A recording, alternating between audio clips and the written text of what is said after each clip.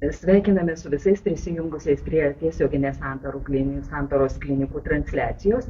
Na, o šiandieną jinai yra skirta akių sveikatai, o tiksliau kalbėsime apie tinklainės atšoką, jos diagnostiką, gydymą ir prevenciją. Ir man malonu pristatyti gydytoją, kuri mielai sutiko atvykti šiandieną pokalbį, tai Vilniaus universiteto ligoninės Santaros klinikų akių lygų centro gydytoja oftalmologė Jurgita Kolesnikovė. Sveiki. Na, dar kartą norėčiau priminti visiems klausantiems, sakau dar kartą, nes paprastai mes taip ir darome, jeigu jūs turite iškilusių klausimų, juos galite pateikti transliacijos metu ir aš manau, gydytojai, jūs mielai juos atsakysite.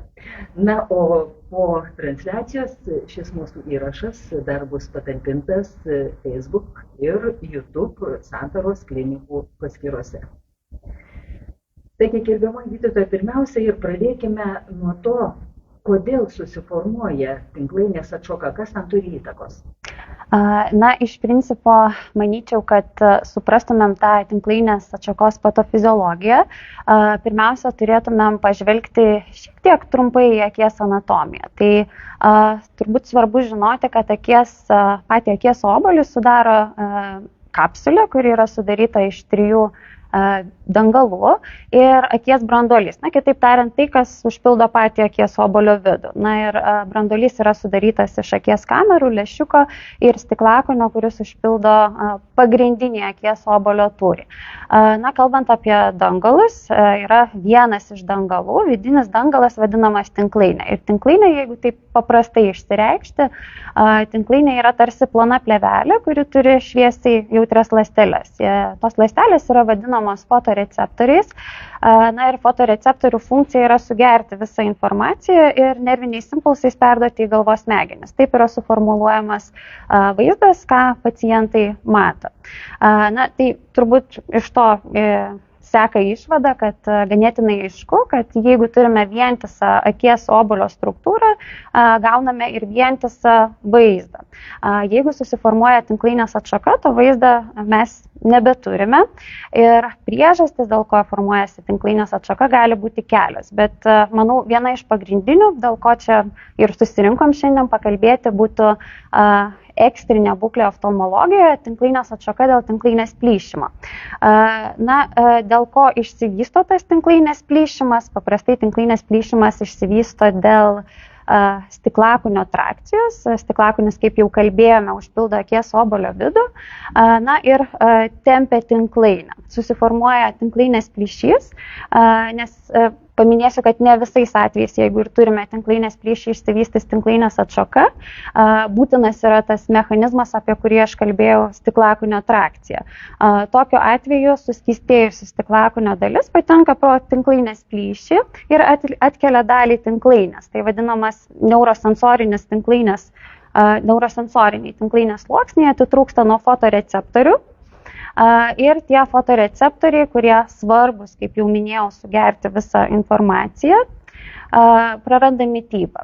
Jeigu vientisumas neatkuriamas, tada tie fotoreceptoriai žūsta ir regėjimo nebetenkame. Jeigu paminėti trumpai apie kitas priežastis, dėl ko formuojasi tinklainės atšoka, jos yra žymiai retesnės. Viena iš priežasčių mechanizmas galėtų būti trakcijinė tinklainės atšoka, kuri paprastai vystosi dažniausiai dėl cukrinio diabeto komplikacijų, tačiau šiai dienai cukrinio diabeto komplikacijos žymiai retesnės, nes turime geresnę diagnostiką ir geresnius gydymo būdus. Dar vienas mechanizmas, dėl ko gali vystytis tinklainės atšoka, tai būtų tam tikros sisteminės ligos ar tam tikros izoliuotos akių būklės, kuomet dėl tų būklių sutrinka kraujo ir tinklainės barjeras, kaupiasi skysčiai tarp tinklainės ir ta tinklainė atsidalyja. Tai manau, mūsų šiandienos pokalbio temoje svarbiausia būtų kalbėti apie tinklainės atšoką dėl plyšimo. Bet gydytojai paminėjot, kad plyšimas dar nereiškia, kad susiformuos tinklainės atšoka.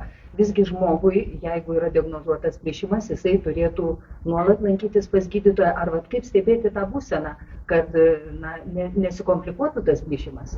Taip, tai čia turbūt galėtume pereiti prie kito klausimo apie tinklainės atšakos gydymą. Tai vienas iš prevencijos būdų, gydymo būdų esant tinklainės plyšimui yra lazerinis gydymas. Tai galim ir pakalbėti iš karto apie lazerinį tinklainės plyšių gydymą, nes tinklainės plyšiai yra labai glaudžiai susijęs su tinklainės atšaka ir visais atvejais, jeigu turime tinklainės atšaką dėl plyšimo, turėsime gydyti ir plyšį, tačiau jeigu turime plyšį, jau minėjau, kad ne visais atvejais išsivystys ta tinklainės atšaka. Tai jeigu diagnozuojame tik plyšį, yra naudojamas specialus argono lazeris, procedūra atliekama specialiame oftalmologo kabinete. Na ir procedūra iš tikrųjų nėra labai baisi, akis nujautrinama vietiškai ir naudojamas mūsų instrumentas plyšinė lempa, tai yra mikroskopas su šviesos šaltiniu, kuriame yra integruotas lazeris. Lazerio spinduliais suformuojame tarsi randus aplink tinklainės plyšimą ir tokiu atveju tas suskystėjęs stiklakūnis, apie kurį aš minėjau patofiziologijoje, negali plisti tolyn ir nebeatkelia tinklainės. Tai iš principo mes izoliuojam plyšį ir taip prevenciškai apsaugome nuo tinklainės atšakos. Tai būtų vienas iš gydymo būdų, ar yra dar kokių, jau jeigu priėjom prie gydymo? Jeigu kalbėsim apie tinklainės atšaką, čia pakalbėjom apie tinklainės plyšimą, tai, tai yra be abejo labai svarbu. Kalbant apie tinklainės atšakas, jeigu kalbėsime apie būtent jau išsivyščiusią tinklainės atšaką ir jos gydymo būdus, tuomet yra pasirenkami sudėtingi chirurginiai metodai, tačiau tas metodas yra ne vienas, yra mažiau invazyvus, yra daugiau invazyvus chirurginiai gydymo būdai. Tačiau kiekvienu atveju individualiai gydymo taktiką pasirenka chirurgas. Jeigu plačiau kalbėti apie tuos būdus, tai galbūt galėtumėm pakalbėti apie prognozę, bet galim palikti ir vėlesniam laikui. Kalbėjom apie prognozę. Atšokusi tinklainė, skelbia gydytojai, kad vis dėlto gali tapti aklumo priežastimi. Kad žmogus visai neprarastų regėjimo, yra labai svarbu žinoti simptomus. Ir kaip jūs minėjot, vis dėlto reikėtų nedelsiant kreiptis į gydytoją. Taigi, kokie būtų tinklainės atšakos simptomai? Į ką atkreipti dėmesį? Taip, tai čia vėlgi simptomatika yra labai susijusi su tinklainės plyšimu. Tai pats pirmas simptomas, jeigu įtariame tinklainės plyšimą, yra vadinamas žaibavimu. Neretai pacientai kreipiasi dėl įvairaus mirguliavimo, šviesos blyksnių akise, kurių priežastys gali būti ir kitos, nebūtinai tinklainės atšaka, tinklainės plyšimas, tačiau žaibavimas dėl tinklainės plyšimo, paprastai tuos žaibavimus pacientai apibūdina labai aiškiai. Tie žaibavimai prasideda vienoje akyje, dažniau atsiranda prieblandoje, ir dažniausiai apibūdina kaip šviesos blyksnį iš temporalinės, kitaip tariant, iš smilkininės pusės. O jeigu vis tik išsivysto kartu ir tinklainės atšaka, pacientai netenka dalies regėjimo lauko. Vieni tai gali apibūdinti kaip tamsiu fonu regėjimo lauke, kiti apibūdina kaip užslinkusią užuolaidą. Ir jeigu tinklainės atšaka plečiasi, tokiu atveju netenkame ir centrinio regėjimo. Dar norėčiau paminėti, jeigu kalbame apie tinklainės žaibavimus sukeltus būtent dėl įtariamos tinklainės atšakos ar tinklainės plyšimo, ne visada kartu su žaibavimais mes rasime tinklainės plyšimą. Tai paprastai dėl ko įvyksta tas žaibavimas, įvyksta dėl stiklakūnio atsidalijimo, tai yra natūralus procesas. Stiklakūnis tempiasi nuo tinklainės ir sudirgina fotoreceptorius. Dėl to mes gaunam tam tikrą reakciją, tuos vadinamus žaibavimus. Na ir jeigu vis tik yra žaibavimas, bet plyšio mes nerandame, pacientai dar gali skųstis drumstimi plaukiančiame regėjimo lauke. Tai paprastai nepavojingos drumstys yra, jas pacientai apibūdina kaip vieną didesnę drumstį, gali vadinti muselę, kiti vadina dėmelę ar visokių epitetų iš tikrųjų mes išgirstame. Na, o jeigu pacientai skundžiasi pabirusiomis drumstimis regėjimo lauke, galima apibūdinti kaip daug aguonų taškelių regėjimo lauke, kiti apibūdina kaip užskridusių bičių spiečiumi, tada galime įtarti kraujavimą į akies obuolio vidų ir tuomet paprastai randame tinklainės plyšį su arba be tinklainės atšakos. Na, gydytoja, aš ir pristatydama sakiau, kad reikia skubiai kreiptis į gydytoją, pasireiškus pirmiems simptomam. Ką reiškia skubiai? Tai tą pačią dieną, ar tą savaitę, koks tas skubumas, kiek jis yra svarbus? Iš principo pacientai pajutę tinklainės atšakos simptomus turėtų kuo greičiau kreiptis į akių gydytoją, tačiau pirmiausia turėtų vis tik kreiptis į poliklinikoje esantį gydytoją oftalmologą. Gali kreiptis nebūtinai į savo registruotą polikliniką, galima kreiptis ir į kitas poliklinikas. Jeigu pacientams per keletą dienų nepavyksta patekti į polikliniką, tada visgi reikėtų kreiptis į ligoninės priėmimo skyrių. Tačiau čia labai gerai paklausėt, norėčiau paminėti, kad jeigu simptomai vyko vakare, nakties metu, tikrai skubėti tą pačią minutę į priėmimo skyrių nereikėtų, kadangi nakties metu mes nei gydymo lazerių esant tinklainės plyšimui, nei chirurginio gydymo esant tinklainės atšakai tikrai netaikome ir tokiu atveju pacientas vis tiek bus paprašytas atvykti ar kitos dienos ryte, ar kitą dieną. Tai tiesiog, manau, tokia aktuali informacija pacientams. O tas žaibavimas, jisai yra vienkartinis, ar jisai nuolat vieną kartą pasireiškęs, tęsiasi kas kiek intervalų? Iš principo žaibavimas gali tęstis nuo kelių dienų iki kelių savaičių. Ir čia vėlgi svarbu paminėti, kad netgi pirminės apžiūros metu, jeigu turime žaibavimą, kaip jau minėjau, jisai būna sukeltas stiklakūnio atsidalijimo, stiklakūnis gali būti atsidalies nepilnai ir tokiu atveju yra šiokia tokia rizika, kad plyšys gali atsirasti ir vėliau. Dėl to pacientams paprastai rekomenduojame porą savaičių bėgyje pakartotinai planiškai apsilankyti pas gydytoją oftalmologą ir pasitikrinti dar kartą, ar tinklainės plyšys visgi nėra išsivystęs. Kokiai kategorijai žmonių šita rizika yra didžiausia? Gal yra kažkokie rizikos laikotarpiai, kalbant apie amžių? Taip, iš tikrųjų labai geras klausimas. Jeigu kalbame apie amžių, viskas vėlgi susiveda į natūralų stiklakūnio atsidalijimą. Ir būtent natūralus stiklakūnio atsidalymas kaip procesas vyksta vyresniems žmonėms ir laiko intervalas yra maždaug tarp 50-70 metų. Tai rizikos grupė būtų pacientai esantis tarp 50-70 metų.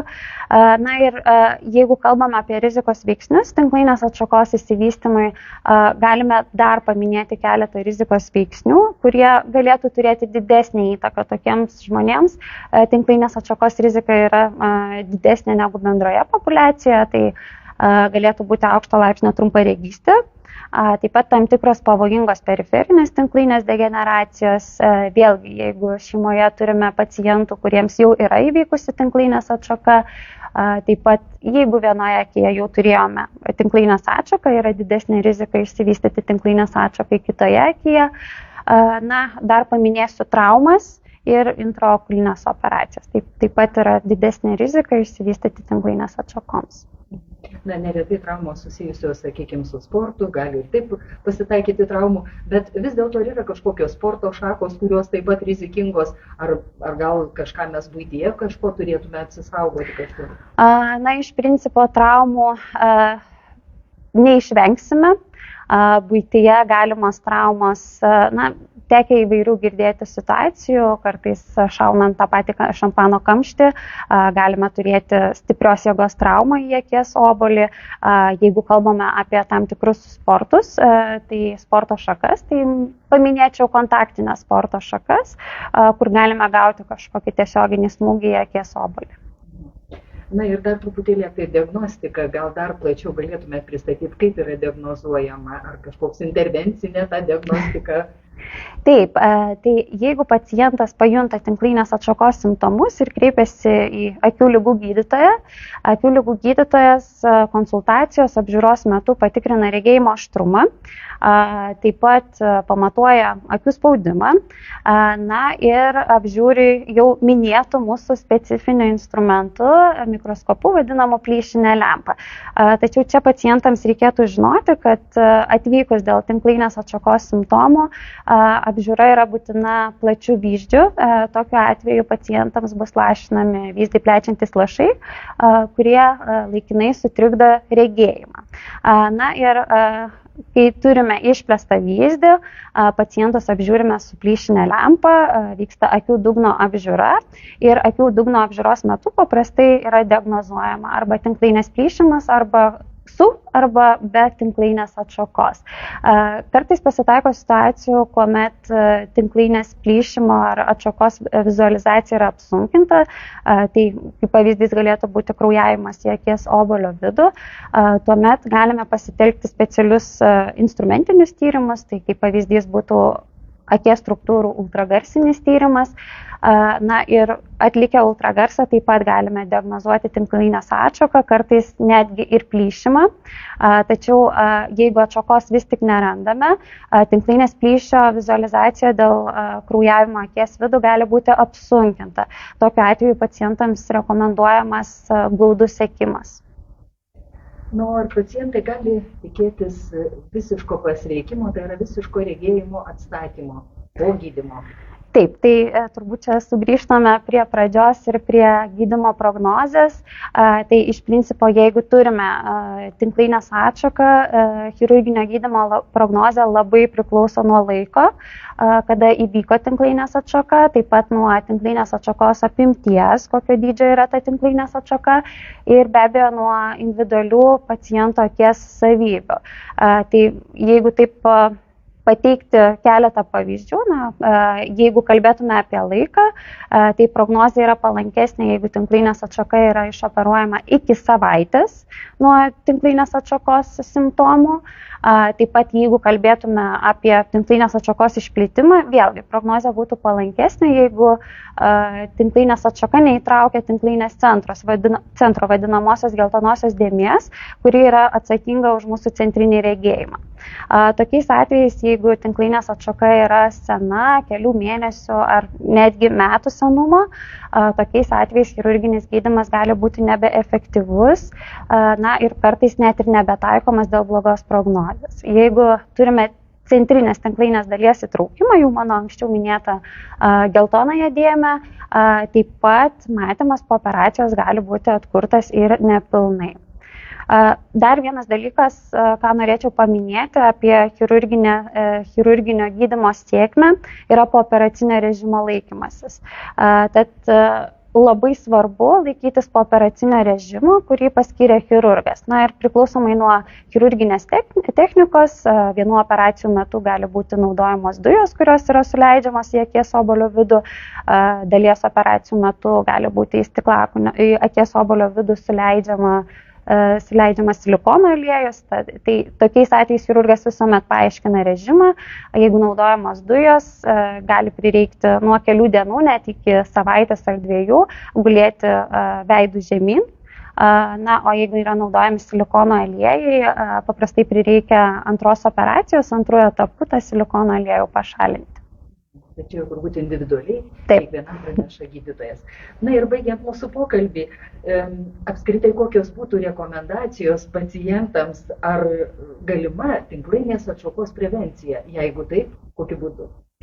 Iš principo, pačios tinklainės atšakos dėl plyšimo konkrečios prevencijos mes neturime, tačiau čia turbūt ir būtų svarbu paminėti, kad pajutus tinklainės atšakos simptomus nereikėtų laukti kelių savaičių, kelių mėnesių, kol simptomai praeis, bet kreiptis į gydytoją oftalmologą anksčiau. Na ir dar vienas dalykas, ką turbūt norėčiau paminėti, jau minėjau didesnius rizikos veiksnius, išskirdama aukšto laipsnio trumparegystę. Tai šiai dienai tikrai yra metodų, kuriuos taikant galime šiek tiek kontroliuoti tą trumparegystės didėjimą.